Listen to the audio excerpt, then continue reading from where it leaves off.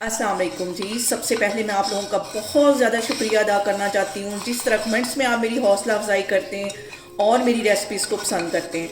आज मैं आपके साथ रेसिपी शेयर करने लगी हूँ बिल्कुल बाज़ार जैसे दही की, जैसे कि हम लेके आते हैं और वो इतना सख्त जमा होता है। वैसा दही हमारे घर में नहीं जमता, उसमें पानी नहीं आज छोड़ देता है वो। और इस दुआ के साथ हम इसको बनाना शुरू करते हैं कि जहाँ रहें हंसते रहें और हंसाते रहें। और यहाँ पे देखें जी, बिल्कुल बाजार जैसा दही जमाने के लिए मैंने आधा किलो के जितना दूध ले लिया है और इसे गर्म होने के लिए चूल्हे पर रख दिया है। इसको हम फुल बॉयल कर लेंगे, ऐसे नहीं करना कि इसको सिर्फ हल्का सा हमने सेक दिलवाना है। इसको इतना हमें बॉयल करना कि इसके ऊपर जो है वो बबल्स आना शुरू हो जाए। और यहाँ पे मैंने ले लिए मिट्टी के 2 बर्तन। मिट्टी के बर्तन के अंदर जो दही है वो बहुत ज़बरदस्त जो है वो जमता है।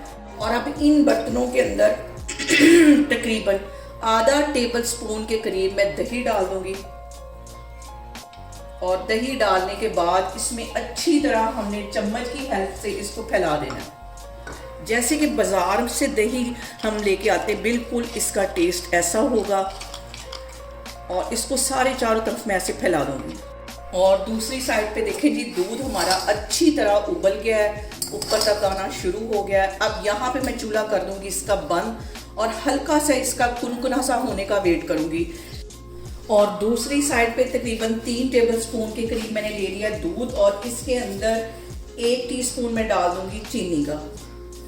बिल्कुल बाजार जैसा मीठा दही तैयार करने के लिए इसी तरह वो लोग बनाते हैं। और इसके अंदर मैं डाल दूंगी 1 टेबल स्पून भर के कॉर्नफ्लावर का। इन दोनों चीज़ों को पहले हमने अच्छी तरह मिक्स कर लेना। और यहाँ पे देखेंगे दूध हमारा तकरीबन 85% के करीब ये देखें ठंडा हो गया। मैंने अंदर फिंगर डाली है तो मुझे फील नहीं हुई इतनी ज़्यादा। अब इसके अंदर ये जो मैंने कॉर्नफ्लावर और चीनी मिक्स करके रखी हुई थी ये इसमें चली जाएगी। इसको हम इसी पॉइंट पे डालेंगे और इसको हमने कर लेना है मिक्स। और मिक्स इस तरह करना है कि हमने ऊपर से इसको ऐसे नीचे की तरफ गिराना है ताकि इसमें झाग पैदा हो और ऊपर मलाई आए। और यहाँ पे देखें जी, बर्तन हमारे तैयार थे दही जमाने के लिए और ये दूध मैं इसके अंदर डाल दूँगी।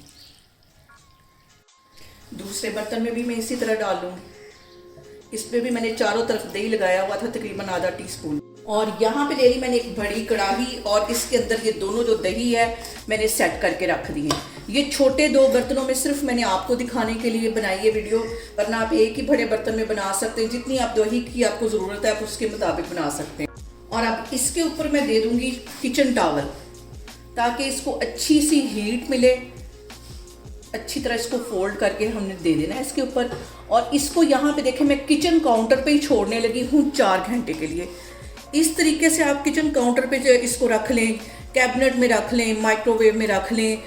और यहाँ पे मैं दे दूँगी इसके ऊपर कढ़ाई का ढक्कन और यही किचन काउंटर पे 4-5 घंटे के लिए इसको मैं रखने लगी हूँ।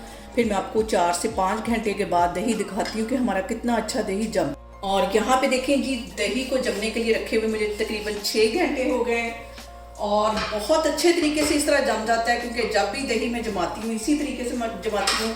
अब इसको मैं उठाती हूँ प्लेट को, टावल को, और ये देखिए कितना ज़बरदस्त हमारा दही जम चुका है। इसको ऐसे मैं उल्टाऊंगी भी तो ये नीचे नहीं गिरेगा। बिल्कुल वैसा जैसे हम बाजार से लेके आते दही। दूसरा भी मैं आपको चेक करवाती हूँ, ये देखिए बिल्कुल भी नहीं ये नीचे गिरेगा। आपके सामने मैंने दही वाले ये जो प्याला है इसको ऐसे उल्टा किया है। इतने अच्छे तरीके से इतना मलाई वाला हमारा दही जमा है कि ये बिल्कुल भी नहीं नीचे गिरा, ये देखें। और अब इसको मैं रखूंगी फ्रिज में तकरीबन 1 घंटे के लिए, फिर इसको यूज करेंगे। और यहाँ पे देखें जिसे मैं चम्मच की हेल्प से आपको दिखाती हूँ कि कितना अच्छा हमारा दही जमा है, ये देखें।